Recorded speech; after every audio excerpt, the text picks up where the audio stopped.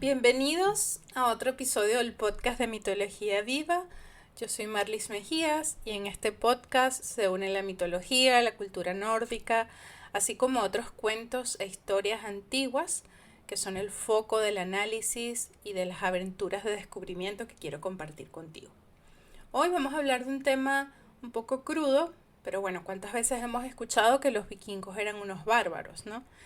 Muchas veces es complejo imaginar que más allá de sus tácticas de guerra y saqueo, tuvieran una concepción tan profunda y también metafísica de su propio ser y de todos los seres que los rodeaban. Pero como les he contado en otros episodios, cada día me sorprende más lo que aprendo sobre los seres humanos de los países nórdicos en la edad vikinga, porque recordemos que no todas las personas que vivían en esa época en las tierras escandinavas eran vikingos o guerreros. De hecho, tenían una sociedad compleja donde había muchas labores que cumplir en el día a día. Había agricultores, comerciantes, entre otras ocupaciones realmente, ¿no? Sin embargo, en este episodio les voy a hablar de una serie de creencias y actividades del pueblo en general y también incluyendo algunos guerreros que lo vivían en carne propia. Y son dos temas. Por un lado, las partes del ser humano, o como ellos concebían que estaba conformado el ser humano, y también el cambio de forma corporal, literalmente. Actualmente creemos que el ser humano puede estar conformado por el cuerpo y el alma, cuerpo y mente, o simplemente el cuerpo, dependiendo de las creencias que tenga cada quien. Pero para los pueblos escandinavos, en la edad vikinga, el ser humano estaba conformado por 4 partes distintas. Y aquí me van a perdonar las pronunciaciones. La primera parte del ser humano es el hammer, que constituye nuestra apariencia externa, digamos, es decir, el cuerpo y todo lo que tenga que ver con sus manifestaciones físicas, que para ellos incluso tenía que ver con el poder cambiar de forma, que en inglés es como shape-shifting, y en el nórdico antiguo, skiptahamon, le decían, ¿no? Se dice que algunas personas, especialmente guerreros, e incluso chamanes también, eran Heigi Heimhammer, o cambiapieles, y que podían convertirse en otros seres humanos y también animales como lobos, osos, pájaros y focas. Pero algo que da un poquito de miedo, un poco freak, es que cuando se convertían en animales específicamente, conservaban los ojos humanos o la humanidad en los ojos, ¿no? Igual más adelante en el episodio vamos a profundizar sobre este tema porque hay unas cosas bien interesantes que ver.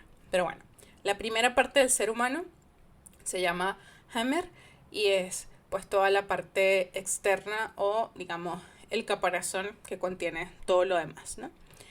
Luego está el Hygger dentro de la forma o cuerpo de una persona.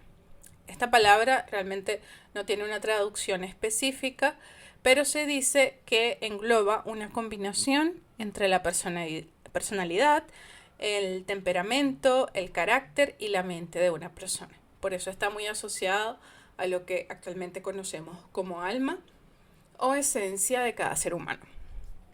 De hecho, esta palabra, Hygger, podía tener algún prefijo, quizás aludiendo a un animal que representaba la esencia de una persona en específico. Por ejemplo, al rey Atila el Huno le llamaban Ulfshugur, que significa la esencia del lobo o alma del lobo, porque decían que era pues, una característica propia de su personalidad. Esto se cuenta en la saga de los Volsungos. Luego, en tercer lugar, tenemos un nivel un poco más profundo y que suele ser donde encontramos algo que se llama el Hemingja, que personifica lo que sería actualmente para nosotros la suerte de una persona. Y pues era de gran importancia en la edad vikinga por la creencia que ellos tenían acerca del destino, que es algo bastante frecuente que hemos visto tanto en los mitos como en la historia. De hecho, hay un personaje de la historia que se llama Leif Erikson, que fue el primer europeo en desembarcar en América del Norte, o al menos eso se cree. De hecho, si han visto la serie en Netflix Vikings Valhalla, allí sale ese personaje realmente, ¿no? Y bueno, él era conocido como Leif el Afortunado, porque pues tuvo no solamente las agallas, sino que además llegó a este lugar que era súper rico en recursos naturales y que pudo explotar junto al resto de su grupo, ¿no? Algo muy curioso es que el Hammingya podía salir del cuerpo de las personas, es decir, como desprenderse y caminar solo por allí, e incluso si le venía en gana, podía decidir abandonar a una persona, es decir, esta persona se quedaba sin suerte, básicamente. De hecho, en países como Inglaterra se usa el dicho se le ha escapado la suerte, entre comillas, que viene precisamente de un proverbio nórdico, porque bueno, esta parte del ser humano, el Hiaminya, tenía esta particularidad de abandonar o regresar a alguien, es decir, cuando alguien pues estaba en la capacidad de recuperar su suerte, ¿no? Incluso si viste Vikings, no Valhalla, sino la primera parte de la serie, allí pues podemos ver como incluso a muchos personajes, pero especialmente a Ragnar, el Hiaminya lo acompañaba y a veces lo abandonaba, ¿no? Al final como que lo abandonó completamente. Y luego creo que está la parte del ser que es mi favorita y se llama Filja. Y pues se trataba de un espíritu que habitaba dentro de cada persona y que le acompañaba durante toda su vida. Lo genial es que este espíritu siempre era femenino, no importa si eras hombre o mujer. Este espíritu femenino siempre te acompañaba y se dice que era una guardiana protectora, pero también encarnaba el vínculo con los antepasados. En plural, las Fylgir se aparecían en sueños, a veces para ofrecer consejos, también advertencias, y podían heredarse de otro miembro de la familia. Por ejemplo, si yo tengo un hijo y muero, ese hijo puede heredar mi filia. Pero estas también, al igual que el Hammingya, podían rechazar a un ser humano e irse, ¿no? O trasladarse a otro ser humano de su elección. Actualmente se dice que las personas que viven en Islandia todavía creen en las Fylgir. Súper espiritual hasta el momento todo el tema. De verdad que cuando leí esto me gustó bastante. Pero hay otro tema un poco más crudo, como les decía al inicio, que tiene que ver con el cambio de pieles o cambio de forma, ¿no? Que desde nuestra niñez lo hemos visto pues en diferentes cuentos de hadas, como el rey sapo, que es este sapo que cuando la princesa le da un beso se convierte en príncipe, aunque de hecho en la historia original ella no le da un beso, ella lo lanza contra la pared. El cuento original de los hermanos Grimm. También está la Caperucita Roja, donde la abuelita se convierte en el lobo feroz, entre otros cuentos, ¿no? Esto es un tema que vemos muy común. Sin embargo, en la edad vikinga, convertirse en otros seres, que podrían ser humanos o animales, era una actividad importante, especialmente en lo relacionado a las batallas, a la magia y el chamanismo. Como les mencioné hace unos minutos, estas transformaciones ocurrían en el cuerpo físico, es decir, el Hemer, y también en el Hugr, que es la esencia o el alma. Y estas transformaciones eran muy destacadas, sobre todo entre los guerreros odinistas, que quizás ya has escuchado de ellos en algún momento, porque eran bastante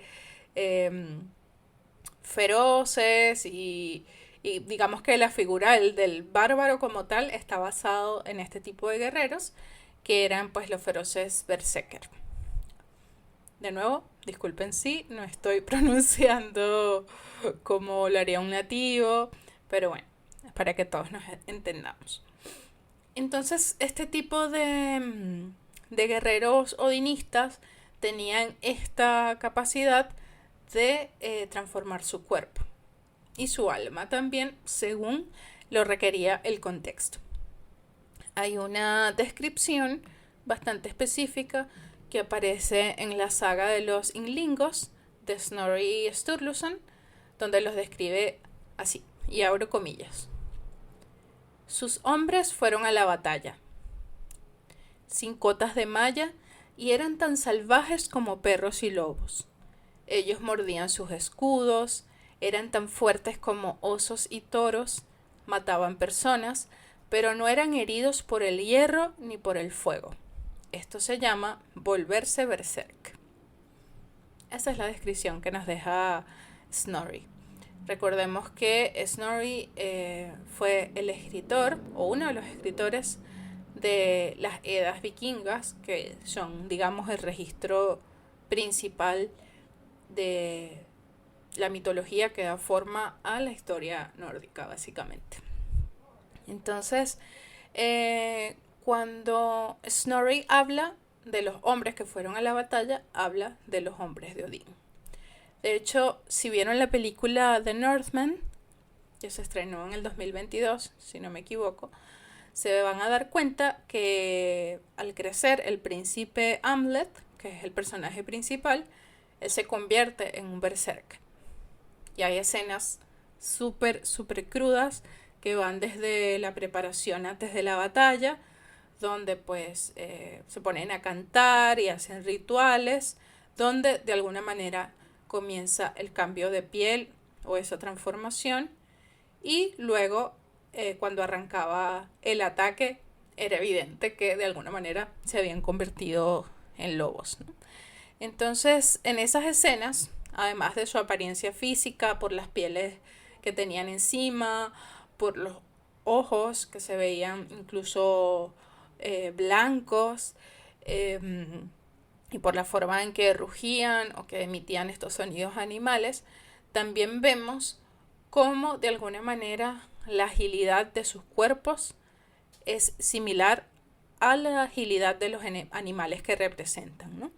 Entonces se mueven súper rápido, corren más rápido de lo normal, su manera de embestir a los enemigos también es súper fuerte como la de un animal, y de hecho en algunas escenas, que eso me impactó bastante, los muerden también a los enemigos, que en este caso estaban ellos peleando contra los Rus, que eran los rusos en ese entonces. También al inicio de esta peli vemos como el padre de Hamlet, que era el rey Aurvandil, lo lleva a un ritual de transición de la niñez a la adultez, y ambos actúan súper raro, ¿no? Como lobos arrastrándose por el suelo, lamiendo los pocillos de agua, etcétera, incluso aullando. En un próximo episodio me encantaría profundizar sobre los detalles de esta película, pero este es un buen ejemplo del tema que les estoy contando hoy, ¿no? Que es el cambio corporal y también de la esencia de las personas, especialmente de los guerreros berserk. Y bueno, quizás puede parecer que esto es únicamente mitos o un invento, pero hay testigos que presenciaron esto, como el historiador griego Leo Diaconus en el año 970, quien escribió que estos guerreros eran poseídos por la locura y el frenesí, que rugían como animales y asustaban de esta forma a sus oponentes. Incluso aullaban como lobos cuando sus compañeros del clan caían muertos en la batalla, básicamente. Además, existen muchas representaciones pictóricas, así como grabados y figuras que datan incluso de épocas previas a la edad vikinga, donde se ven guerreros y guerreras danzantes usando pieles de animales, sobre todo de lobos. De hecho, se han encontrado algunas piedras rúnicas, estilo memoriales, que contienen nombres de generaciones de jefes de un clan de guerreros lobos, básicamente, ¿no? Es decir, en esta lista aparece una serie de nombres con el prefijo que les comenté anteriormente, que es Ulfr, y le seguía pues el nombre, digamos, completo o, o como les llamaban en ese entonces a cada uno de los integrantes de esa familia en cuestión, ¿no? Los cuales seguramente cuando iban a la batalla pues hacían estos rituales de transformación. Y de todas maneras, cuando los guerreros acudían al campo de batalla, aunque había guerreros que se transformaban en lobos, digamos, también en osos, que básicamente es la descripción principal de un berserk, ¿no? Pero cada uno, digamos, tenía una tarea diferente dentro del campo de batalla. Por un lado estaban aquellos guerreros que se convertían en lobos y por un lado pues eran ligeros, rápidos y estos solían estar armados con lanzas y trataban de pelear en formaciones. Y por otro lado también estaban los berserker como tal, que eran tropas pesadas de choque, es decir, todos estos guerreros súper fuertes se unían para romper las filas enemigas a través de su ferocidad, digamos. Entonces tenían dos funciones distintas dentro del campo de batalla. Entonces, aunque todo se vea bastante, digamos, bárbaro, había una estrategia detrás de todas estas acciones. Y bueno, un caso particular en el mundo de la ficción está la figura de Bjorn, que sale en El Hobbit de J.R.R. Tolkien, que es un hombre oso. Y él, pues, de día es un hombre y de noche es un oso. Sin embargo, su apariencia de hombre también es bastante tosca, es bastante peludo. Y también es capaz de aparecer en la batalla en forma de oso, básicamente cuando necesita convertirse en uno. Sin embargo, por supuesto, a diferencia de los berserker de la historia, Tolkien le añadió un poco de humor y bondad a este personaje que es tan feroz, ¿no? Ya sabemos que Tolkien tomó muchísima inspiración de la mitología, de la cultura nórdica, que en otro episodio estaremos hablando de eso también. Y dentro de los mitos nórdicos propiamente, también podemos encontrar diferentes dioses que cambian de forma numerosas veces. Especialmente Odín, que tenía alrededor de 68 nombres, de los cuales al menos 10 estaban asociados a cambiapieles, o mejor dicho, los usaba cuando cambiaba de piel o se transformaba en otros seres humanos.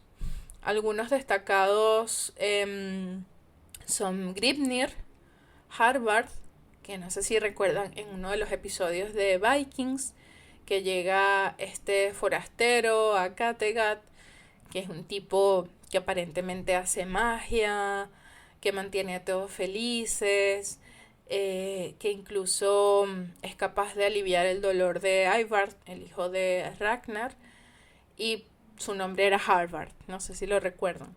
Entonces allí mi pensamiento inmediato es que era uno de esos momentos en los que Odín cambiaba de forma a este forastero y pues se aparecía en algún pueblo para hacer lo que quería. Que aquí básicamente estar con un montón de mujeres y compartir su magia también.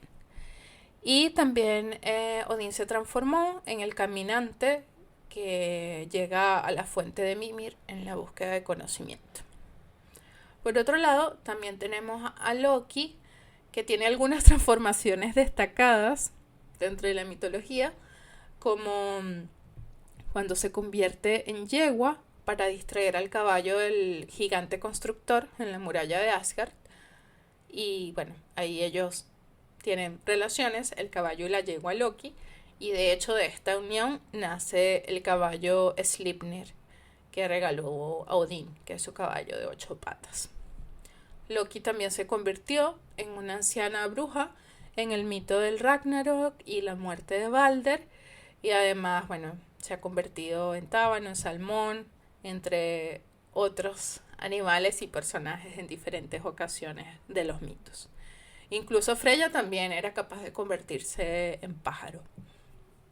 Entonces, hay muchos detalles que me gustaría seguir compartiendo, pero verdad que al ponerme a leer un poco sobre la visión que tenían los vikingos de la conformación del ser humano, di también con este tema de el shape shifting o cambiapieles, y me pareció súper interesante.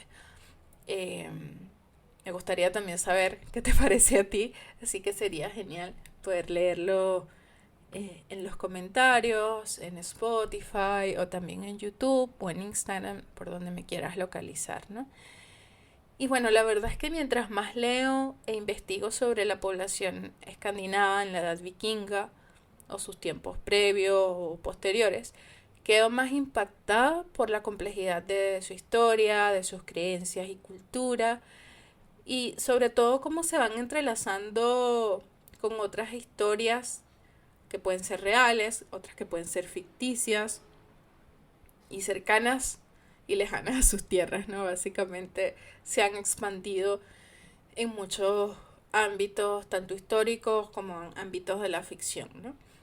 Y la verdad por eso estoy muy agradecida por los arqueólogos e historiadores que básicamente dedican su vida a estas investigaciones y que yo humildemente comparto aquí a medida que leo los libros, ensayos, que veo diferentes documentales, y también escritores como Tolkien que se inspiraron en las sagas, en los mitos nórdicos, y pues lo han llevado a grandes obras. La verdad es algo que me apasiona muchísimo. Y antes de terminar, como siempre me gusta compartir con ustedes, les menciono cuáles son las referencias o las fuentes que consulté para este episodio de Mitología Viva. Uno es el libro de Viking Way de Neil Price, donde todavía queda mucho de lo cual contarles. Vikings, también de Neil Price. Y bueno, sí, soy fan de Neil Price. De hecho, hace poco lo entrevistó el vocalista de Amon Amarth en su podcast Grimfrost, y me emocioné demasiado. Él es arqueólogo y profesor de la Universidad de Uppsala en Suecia. Otra de las fuentes que consulté fue J.R.R. Tolkien, autor del siglo, escrito por Tom Shippey, y la película de Normand de Robert Eggers, y que también está basado en la leyenda del príncipe Hamlet, que aparece en un documento antiguo que se llama Gesta Danorum, Historia de los daneses, que escribió un hombre llamado Saxo Grammaticus. Igual estaría bueno hacer un episodio de las fuentes de donde se recopila la mitología y la historia nórdica, porque Saxo Grammaticus fue uno de los historiadores, digamos, que recopiló gran parte de esa historia, ¿no?